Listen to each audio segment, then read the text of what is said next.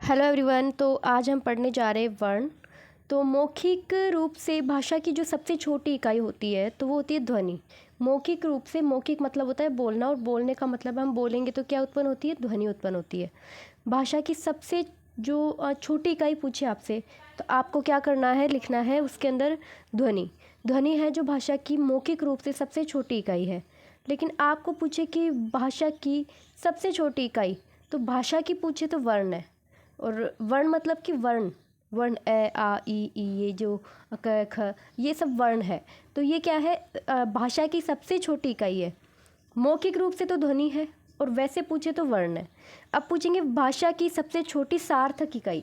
अब जैसे कि आपको ई बोल दे तो ई का कोई अर्थ नहीं निकलता, मतलब कि इसका कोई अर्थ नहीं है, तो ये सार्थक यानी कि अर्थ के साथ में नहीं है। सार्थक का अर्थ होता है कि किसी कोई भी अपन जो चीज़ बोल रहे हैं उसका क्या निकलना चाहिए, कोई अर्थ भी निकलना चाहिए। तो जैसे हमने बोला कि क, अब क बोलने से कुछ समझ में नहीं आएगा कि क मतलब क्या, कमल है, या फिर क मतलब क्या है, काला है, क्या है। तो क का मतलब अगर हम बोलना चाहे वर्ड के रूप में, यानी कि शब्द के रूप में, तो शब्द के रूप में होगा शब्द। शब्द के रूप में जैसे कि सबसे भाषा की सबसे छोटी इकाई जो सार्थक रूप में होगी तो वो शब्द होगा। जैसे कि कमल, तो ये एक शब्द है, तो इसका कोई मतलब निकलता है। कमल, कमल क्या होता है, कमल फूल होता है। ऐसे भाषा की सबसे पूर्णतः सार्थक इकाई, अगर भाषा की सबसे पूर्णतः सार्थक इकाई पूछे तो वो है वाक्य। वाक्य का मतलब है कि भाषा की सबसे पूर्णतः सार्थक इकाई है वाक्य।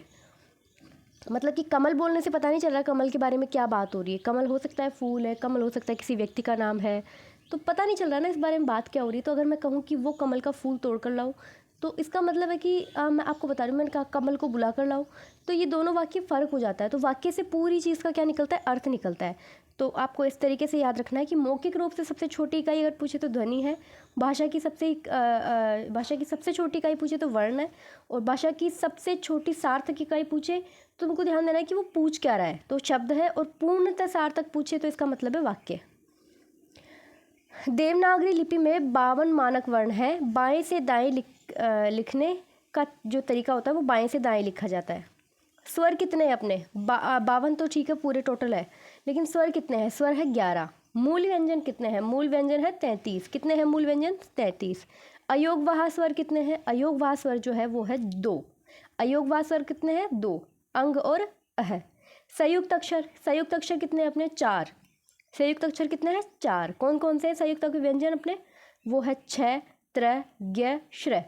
छ, त्र, ज्ञ, श्र। तो अपने जो संयुक्त व्यंजन है वो है 4। उच्छिप्त व्यंजन, उच्छिप्त मतलब कि जिनको बोलने पे अपनी जो जीवा है वो एकदम से उच्छिप्त यानी कि ऐसे गिरती है बोलने में, जैसे ढ, ड। तो इसमें क्या है, अपनी जीभ को ज़्यादा जोर लगाना पड़ता है। तो ये 2 है, ड और ढ। अमानक वर्ण, अमानक वर्ण होते हैं जैसे कि झ, ये अमानक वर्ण है एक, झ, जिसका अभी जो रूप परिवर्तित करके झ हम ऐसे लिखते हैं। आगत, आगत जो स्वर होते हैं वो कौन से हैं, आगत स्वर अपने एक है, ओ। ये वाला जो ओ है ना, ये दूसरा ओ है, ये वो ओ नहीं है, ये डॉक्टर वाला है ओ है, मतलब कि जिसमें हम ऊपर लगा देते हैं डॉक्टर, उस टाइप का। ये विदेशी भाषा का है ओ। आगत व्यंजन कितने अपने, आगत व्यंजन है 5, जिसके अंदर हम जैसे एक तो होता है खत, एक होता है खत। इस तरीके से हम लिखते हैं, तो हम जब नुक्ता लगा देते हैं ना शब्द के नीचे, तो उनको बोलने का जो है तरीका बदल जाता है। तो ये कितने हैं अपने 5 है, ख, ख, घ, ज़, फ। तो इनको बोलने में क्या होता है कि अपने को जैसे हम बोल रहे हैं ना, ऐसे तो हम बोलेंगे ख, ऐसे हम बोलेंगे ख, ऐसे हम बोलेंगे ग, ऐसे बोलेंगे घ, ऐसे बोलेंगे ज, ऐसे बोलेंगे ज। तो फ, फ़र्क है और फ़क्र है, फ़क्र है। इस तरीके से इनके अंदर जो हम नुक्ता, ये जो हम लगाते हैं ना आगत व्यंजन के नीचे जो पॉइंट हम लगाते हैं, तो उसमें क्या है, फ़र्क हो जाता है बोलने में। अनुस्वार केवल स्वर के साथ लगता है, अनुस्वार किसके साथ लगता है, केवल स्वर के साथ लगता है। नेक्स्ट पॉइंट है ड, जिसके नीचे बिंदी होती है वो सही नहीं है, हमको बिंदी साइड में लगानी होती है, ठीक है। यह केवल पंचम वर्ण के साथ लगता है, किसके साथ लगता है, पंचम वर्ण के साथ। ड और ढ उच्छिप्त के नीचे ही लगता है, उच्छिप्त के नीचे ही लगता है हमेशा ये, ठीक है। अगर तुमसे बिना बिना बिंदी का पूछ रहे तो उच्छिप्त है नहीं है वो। स्वर स्वतंत्र होते हैं, प्राणवायु बाधित नहीं होती, उच्चारण स्वतः होता है, संख्या 11 होती है। अब 11 कौन कौन सी है, ये अपनी संख्या है 11। ए जो हमको दिखाई नहीं देता लेकिन होता है शब्द वर्णों के अंदर। बट अगर आपकी बात करें अपन व्यंजन के अंदर, अपन को ए की मात्रा दिखाई नहीं देगी पर वो होगी ज़रूर, ठीक है। लेकिन हमको जो मात्राएं दिखाई देती है वो कौन कौन सी है? आ, ई, री, ए, ऐ, ओ, औ, ये हमको दिखाई देते हैं। तो ये कितनी, इनकी संख्या 10 हो जाएगी। मात्राएं उच्चारण में लगने वाला जो होता है समय होता है, ठीक है। हमको समय कितना लगाना है किसी भी वर्ड में। अब नेक्स्ट देखो, स्वरों का वर्गीकरण देख लो आप। उच्चारण के आधार पर स्वरों का वर्गीकरण कितना है? 4 तरीके से है। जैसे ए आ। जब आप ए आ बोलोगे तो आपको पता चलेगा कि आपकी जो आवाज़ है उसमें अगर आप मुंह खुला रख के बोलते हो तो भी आपकी जो आवाज़ है वो कंठ से आएगी। कहाँ से आएगी? कंठ, यानी आपके गले से आएगी। जैसे ए आ, तो इस तरीके से।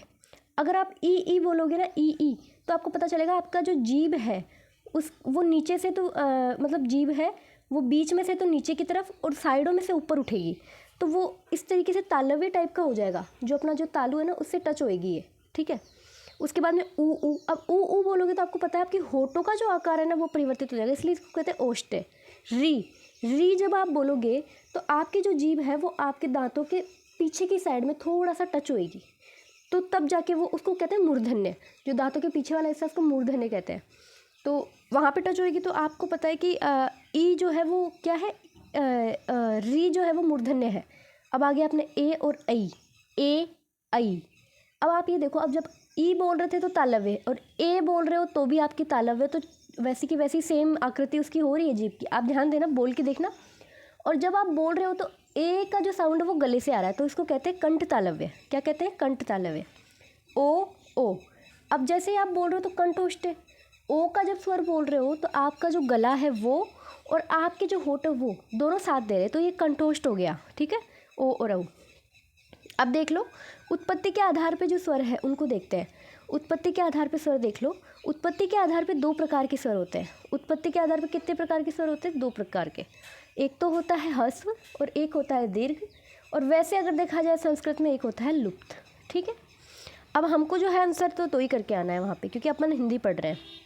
अब देखो, उत्पत्ति के आधार पे 2 होते हैं। अब ह्रस्व स्वर कौन से होते हैं? ह्रस्व स्वर, ह्रस्व मतलब छोटे, जिनमें एक मात्रा होती है। इनको लघु स्वर कह सकते हैं, मूल स्वर कह सकते हैं, शुद्ध स्वर भी कह सकते हैं। इनकी संख्या होती है 4। ई, ए, ई, ऊ, री, ए, ई, ऊ, री, ए, ई, ऊ, री। तो ये एक मात्रा है, इनकी जो है एक ही मात्रा आएगी, ठीक है। गुरु स्वर या दीर्घ स्वर या द्विमात्रिक स्वर या इनकी संख्या 7 होती है। इनकी संख्या कितनी होती है? 7 होती है। और इसमें देखो, आ, ई, ऊ, ए, ऐ, औ, औ।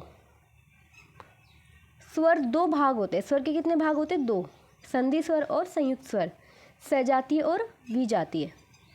सजातीय कौन से होते हैं? सजातीय वो होते हैं जिसमें जैसे ए मिलके आ बनता है, ऊ मिलके ऊ बनता है, ई मिलके ई बनता है। तो ये सही है, मतलब कि सही सजातीय, दोनों की एक ही जाती है, तो ये मिलके बड़े हो जाते हैं। लेकिन अगर देखा जाए विजातीय, अब जैसे ए है तो ये ए कैसे बना? ये ए बना अपने ए और ई मिलके, तभी तो इसको अपन कहते हैं ए तो कंठे है और ई तालव्य है, तो कंठ तालव्य में ये चला जाएगा। ऐ कैसे बना? आ और ए मिलके ऐ बनेगा। ओ कैसे बना? ए और ऊ मिलके ओ बनेगा। औ कैसे बना? आ और ओ मिलके औ बनेगा, ठीक है, ऐसे बनेगा ये। अब देखो, मुखाकृति के आकार पे, मतलब अपना जो मुख है वो किसी भी शब्द किसी भी वर्ण को बोलने पे कितना खुलता है? संवृत स्वर, अर्धसंवृत स्वर, अर्धसंवृत, अर्धविवृत और विवृत। अब मेरी बात सुनो, सबसे पहले देखो संवृत स्वर। संवृत स्वर की संख्या होती है अपने 5, ठीक है, जिसमें ई, री, ऊ ये है, ठीक है। अब हम जब बोलेंगे तो ये अग्रभाग है, ये मध्य भाग है, ये पश्चिम भाग है, ठीक है। अब ये देखो, जीव है उसकी ई और री, ई और री, ई और री। जब हम बोलते हैं तो हमारी आगे वाली जीभ का जो भाग है उसमें संकुचन और उसमें आपको देखने को मिलेगा, जब हम आगे वाला जो भाग है उसके अंदर चेंजमेंट होता है, ठीक है। तो ई और री अग्र स्वर है, कि कौन से स्वर है? अग्र स्वर है। वैसे अगर हम देखें ऊ ये पश्च है। जब हम बोलते हैं ना तो हमारा पीछे वाला जो ऊ तो हमारी जीभ का पीछे वाला भाग है ना उसमें चेंजमेंट होता है, तो इनको पश्चे कहा गया है, ठीक है। इसके बाद है अर्धस्वर। अर्धस्वर ये है कि अर्धस्वर वे होते हैं जो ए और ओ। अब ए और ओ, अब जैसे अग्र कैसे है, ए जो है वो अग्र कैसे, मैं बताती हूँ। देखो, क्योंकि ए बोलते हो तो आपके जो तालव्य है, तालव्य से जो चीज़ें अपनी बन रही है, तालव्य क्या, तो वहाँ पे ए होता है ना, ए वो आगे वाला तालव्य, मतलब आगे वाली जो जीभ का हिस्सा है वो क्या होता है, चेंजमेंट आगे वाले हिस्से में होता है। और अगर वहीं मैं बात करूँ ओ की, तो ओ जब हम बोलते हैं तो हमारी जो जीभ है वो पीछे से ऊपर उठती है, इसलिए उसे पश्च कहा जाता है। वो ऊ, हाँ ओ, हमारी पश्चे वाली जीभ हो जाएगी, पिच मतलब ओ बोलते हैं तो हमारी जीभ बीच में से तो ऐसे खड्डा हो जाता है, पीछे की साइड से थोड़ा सा ऊपर उठती है, इस वजह से। अर्धविवृत, अर्धविवृत का मतलब है एक तो होता है संवृत, अर्धविवृत। अब देखो अर्धविवृत क्या होता है, अर्धविवृत ये होता है कि हम जो, जैसे हम बोलेंगे आई बोलेंगे ना, तो हमारा जो मुंह है वो आधा खुलेगा, बोलेंगे तो भी आधा खुलेगा, और ओ बोलेंगे तो भी आधा खुलेगा, मतलब कम खुलता है, ज़्यादा नहीं खुलता, ओ इस तरीके से। तो ए ये मध्य स्वर का का पता ही नहीं चलता, बोल रहे हैं तो मतलब पता नहीं चल रहा ना कि अपनी जीभ में कोई परिवर्तन नहीं हो रहा, तो इसको मध्य वाले में रखा गया है। विवृत स्वर, जो विवृत स्वर होते हैं वो ये होते हैं कि जैसे मतलब कि आ है, आ विवृत है, और आ पीछे से बोला जाता है, आ ऐसे। जीवा की सक्रियता के आधार पे अग्र, मध्य और पश्य, अग्र में कौन से आएंगे, 5 स्वर आएंगे, ई री ए ऐ। मध्य स्वर में कौन सा आएगा, और पश्य स्वर में आएगा आ उ ओ औ। ओष्ठ्य आकृति के आधार पे, ओष्ठ्य आकृति के आधार पे वृत्ताकार और अवृत्ताकार। वृत्ताकार के कौन सा होता है, वृत्ताकार 4 होते हैं, जैसे उ ओ औ, ठीक है, नोट जैसे उ औ। अर्धवृत्ताकार भी है, और अवृत्ताकार प्रसार स्वर जैसे कि 7 आ ई री ए ऐ, तो ये अवृत्ताकार होते हैं, ठीक है। मतलब जब हम बोलते हैं तो ये होठ की आकृति की बात हो रही है, होठ हमारा गोल हो रहा है। इधर अपना जो अर्धवृत्ताकार है, अवृत्ताकार है, उसमें हमारा होठ गोल नहीं हो रहा है, इस तरीके से।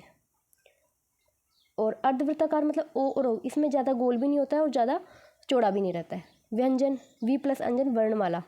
मूल व्यंजन अपने 33 है, ठीक है। व्यंजन स्वरों पर आधारित होते हैं, व्यंजन स्वर के साथ मिलकर अक्षर का निर्माण करते हैं। और ये देखो व्यंजनों का वर्गीकरण है वो इस तरीके से है कुछ। क वर्ग, क ख ग घ य ह, ये कंठ है। च वर्ग, च छ ज झ य श, ये तालव्य है। त थ द ध न ल स, ये दंत्य है। और प फ ब भ म ब व, ये ओष्ठ्य है, ठीक है। इनको याद कर लेना बेटा जी। संयुक्त व्यंजन क्या है, संयुक्त व्यंजन का मतलब होता है कि ये मिलके बने हुए हैं चीज़ों, जैसे क और श, क और श, तो इसमें क आधा रहेगा और श पूरा रहेगा। त्र, त आधा रहेगा और र पूरा रहेगा। ज्ञ, ज आधा रहेगा और ये वाला पूरा रहेगा। श्र, श आधा रहेगा और र पूरा रहेगा। ये सीधे सीधे क्वेश्चन एग्जाम में आते हैं, इनका आपको पूछेगा वो कि निम्नलिखित में से तय का छ का संयुक्त रूप क्या है, या फिर छ का विच्छेद क्या होगा, तो विच्छेद में आपको ऐसे ऑप्शन दे देगा वो। क्वेश्चन भी निकालेंगे हम बाद में। अब इधर देखो,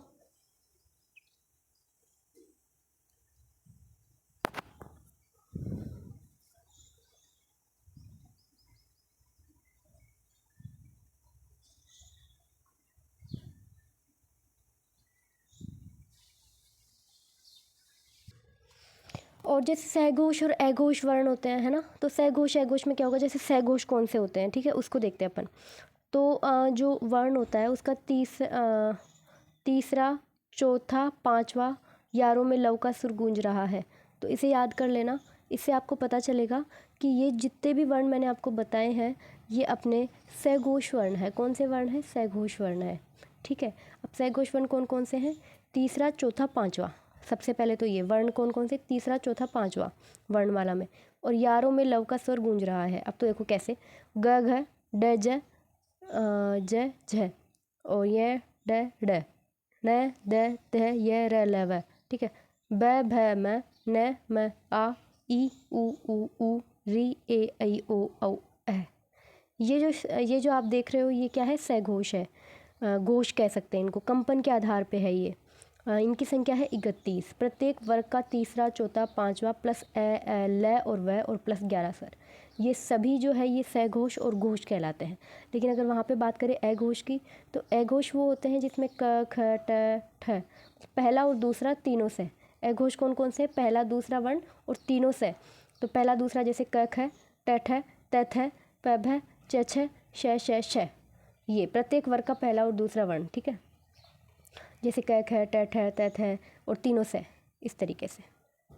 प्राणवायु के आधार पे जैसे एक तो होता है अल्प प्राण, एक होता है महाप्राण। अल्प प्राण कौन से होते हैं? जिनको बोलने में समय कम लगता है, वायु कम खर्च होती है। प्रत्येक वर्ग का पहला, तीसरा, पांचवा और ये लव है, जिनको बोलने में बहुत आसानी से बोले ये लव, ठीक है। पहला, तीसरा और पांचवा, पहला, तीसरा और पांचवा, पहला, तीसरा और पांचवा। अल्प प्राण के अंदर पहला, तीसरा और पांचवा, जैसे क ग य, च झ य, ट ड न, त ध न, प ब म, जिनको भी बोलने में आसानी हो रही है, री, ई, आ, ए ओ औ, बहुत आसानी से बोला जाए। लेकिन महाप्राण वो होते हैं जिनको बोलने में थोड़ा टाइम लगता है, बोलने में आसानी नहीं है। जैसे महाप्राण के अंदर देखो आप, ये है दूसरा, चौथा और श इनको बोलोगे ना ऊष्मा निकलती है। इनकी संख्या 14 है। कितनी है इनकी संख्या? 14 है। कौन कौन सी है? एक पहला और सॉरी दूसरा और चौथा, चौथा वर्ण। दूसरा और चौथे का मतलब है ख घ श छ छ ठ ठ त थ थ थ त ध प थ ध और फ भ, इस तरीके से। और जो अल्प प्राण है उनकी संख्या पूछे तो उनकी अल्प प्राण की संख्या है कितनी? अल्प प्राण व्यंजन पूछे तो कितने हैं? 19। और अल्प प्राण वर्ण पूछे तो 30, ठीक है। व्यंजन के बाद स्पर्शी व्यंजन, कैसे मैं तक जितने भी व्यंजन है स्पर्शी व्यंजन है। स्पर्श और संघर्षी व्यंजन कितने हैं? 4 है। छ च छ ज झ। नासिक के व्यंजन जो नाक से बोले जाते हैं, ठीक है, न म ण न, ये इस तरीके से। पार्श्वी व्यंजन एक ही है, ल। प्रकंपित लुंठित जो होता है, र। और अंतस्थ व्यंजन, अंतस्थ व्यंजन ये र ल, ये व र ल, ये व र ल, ठीक है। अर्धस्वर, अर्धस्वर के अंदर आएगा ये और वह। ऊष्म व्यंजन आएंगे 4, श स है। उच्छिष्ट व्यंजन कौन से हैं? ताड़नजात कह सकते, द्विगुणी कह सकते, द्विस्पृष्टि कह सकते हैं, ठीक है। प्रयोग प्रारंभ में नहीं आते। प्रयोग कैसे? प्रारंभ में नहीं आते। पंचम वर्ण के तुरंत बाद प्रयोग नहीं होगा। जैसे कि पंचम वर्ण आ रहा है, उसके तुरंत बाद इसका प्रयोग नहीं होता। जैसे मेंढक, तो मेंढक में बिंदी वाला नहीं आएगा, ठीक है। उपसर्ग के तुरंत बाद इनका प्रयोग नहीं होता, उपसर्ग के बाद भी नहीं होगा। अंग्रेजी शब्दों में हिंदी में लिखने पे इनका प्रयोग नहीं होता। बोर्ड, बोर्ड में जो है जो नीचे बिंदी नहीं आएगी। रेडियो, रेडियो के अंदर बिंदी नहीं आएगी। अनुस्वार नाक होता है और अनुनासिक जो होता है नाक प्लस मुख दोनों से बोला जाता है, ठीक है। और है जो है वो काकल्य वर्ण है। कौन सा वर्ण है? काकल्य वर्ण है। Thank you.